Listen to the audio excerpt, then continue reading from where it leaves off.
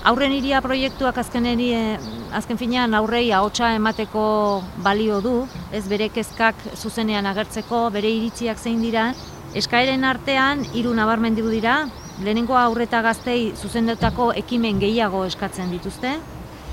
Baita ere eskatzen dute beraientzako dagoen eskaintza berritzea eta egokitzea.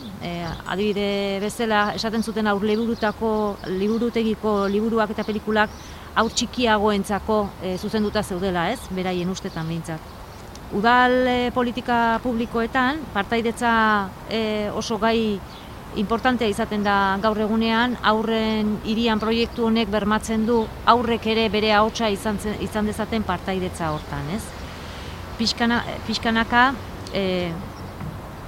aurren hirian proiektu honen baitan hainbat ekimen ere atera dira, ezta? Esate baterako oinezkoei lehentasuna ematea kalean, edo abiadura mugatua diren uneak gehiagotzea, San Juanetako musika parkean ekimena, edo San Juan su txikia, non izan duten bere ondorioa, ez? Herrian bertan.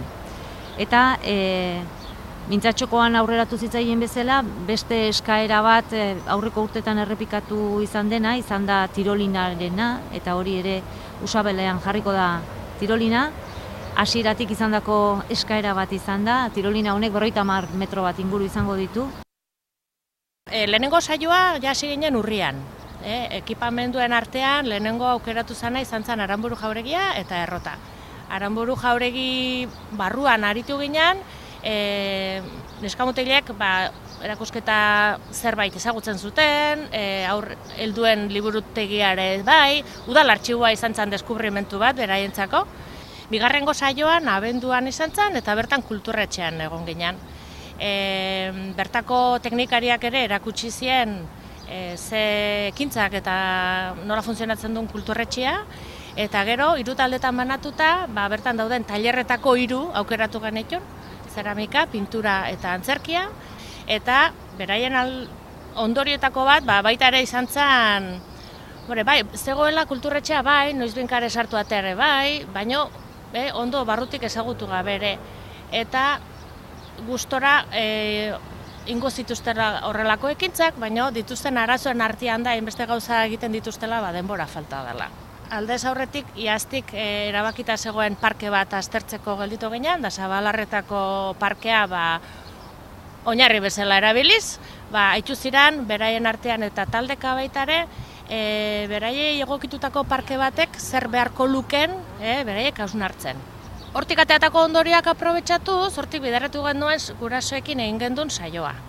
Larun bat izan zen, larun bat arratsalde bat, eta gurasoen laguntzarekin eta partaidetzarekin, elkarrekin, aurrak eta gurasok, aritu ginen zerkausian maketa bat eginez. Eta maiatzean, tokatzen zaigoia, azkeneko saioa prestatzea. Horretarako aldez aurretik aurrekin bildu ginen, maiatzak 2, eta helburue bazan ikasturtean zehar landutako gaiak eta beraiek ateratako ondorioak eta aldarrikatu nahi zituzten eskaerak herrira zabaltzea. Saio hori 3 zatitan banatuta dago. Lehenengo zatian txokok eginez denak nahasturik baita ere aurrekin egiten dugun metodologia edo daramagun metodologia errepikatuz, hau da jolasa erabiliz, pixka bat proiektuaren inguruan hainbat hausnarketa egin ziren. Bigarrengo saioan tokatzen zitzaien aurrei beraien aldarrikapenak egitea, eta horretarako erabaki zen formatua zen teleberri moduko bat egitea.